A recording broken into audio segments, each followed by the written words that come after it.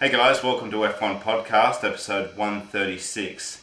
And Max, you and I have been talking about F1 tonight already for a while. Oh, you know it, baby. We're doing another impromptu midweek podcast, Max, because you're off to Brisbane for 2 weeks. Don't remind me. Yeah, coming this weekend. So this is going to be our last podcast before the Bahrain Grand Prix, the season starter, Max. Oh, yeah. Oh, it's 1 week to go, 1 and a bit weeks to go. How are you feeling? We were saying earlier, mate, just how much we're looking forward to this season starting. Oh, for sure, no doubt about it. Oh, look, I'm gutted that I won't be in Sydney to watch the Grand Prix, but I'll be in Brisbane, as you said, for the opening round to watch Bahrain. But mate, I can't wait. I mean, official testing's over now, which is fantastic. We're getting ready to fire up, mate. And it'll, as you said, a week and a bit, and we're going to be there. Yes, mate. Testing is over in Barcelona. And it was an interesting 4 days. They had some pretty good weather, I think, and I was really interested to see the pace between like the Lotuses of this world at the back, and you had McLaren and Red Bull and Nico Hülkenberg doing well. Yeah, he did. At the front, Max. So I was really interested to see the pace in Barcelona testing. And that's over now. We've just got to wait now until the first race, Max. We do. I was a little bit sort of interested to hear that the Lotus, depending on which report you read, was around 4 seconds off the pace initially, and then the Virgin was about 5 seconds off the pace. Yeah. That's what we want. Gee, I hope they can make up a lot of time with some massive, potentially aero modifications at Bahrain, mate. But gee whiz, that's a lot of time. But I realise they're fledgling teams and they've got to get up to speed. But worries me a bit. Yeah, mate. I'm just so pumped for the start of this Grand Prix for Bahrain that this testing pace really isn't meaning too much to me right now. I know Michael Schumacher was talking about the fact that he hadn't done a quick lap, and there was other teams who were obviously running light fuel, so I just can't wait to see the real pace on. It's not going to come to a qualifying in Bahrain. But Max, before we get to that, let's talk a little bit about what else has been going on in Formula 1. We talked about it last week with USF1 and Stefan GP, and it's been confirmed now that USF1 are not going to be in Bahrain. Let's talk about it, mate. Or any other race this season. They're being given the boot, which It saddens me to say, it pains me to say that. They started off, for all intents and purposes, with a bang. Peter Windsor and Ken Anderson said that it's been in the making for a number of years, and I was a true believer. Yeah, same with me. With Chad Hurley behind them from YouTube, I just thought, oh, this is looking pretty good. And with all that build-up, with all that money and all that promise and hiring people, and then now, out of the 4 new teams, they're the ones that are not going to start this season, Max. Yeah, and it's sad, and I really feel sorry for all our American fans that wanted their own Formula 1 team. I don't know that it's dead in the water for in the future that they may come back, I can't say they may come back. They can't come back because they haven't even started, but maybe could make it another application to join the F1 grid, but very sad to see. Yeah. And I think a lot of people would be disappointed. Yeah, I said last podcast that it would be embarrassing if they fell over, and the fact that they're not going to be there this year, I think, is an embarrassment. They've had such a good build-up and so much promise. When you've got Chad Hurley in your corner, when you've got so much time to actually get things together, then there's been a major fuck-up somewhere. And I think in the fullness of time, in a couple of years, Max, we'll hear about exactly what went wrong. But it's really embarrassing. And Mark Webber made some comments today, I think, Max, which I agree with. Mickey Mouse and Tom and Jerry. Yeah, and he was talking about as well, I think, the FIA process, Max, of actually getting new teams into Formula 1. It's pretty unprecedented to get 4 teams in, and 3 of them have made it, but one's fallen down.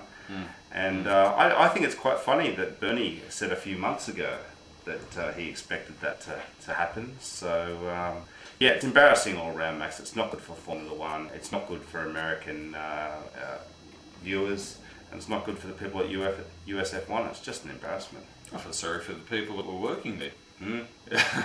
They don't have a job anymore. They were put off last Tuesday. But look, none of us know what the true story or the real story is, and I'm sure that will come out in the wash, as Pep has said.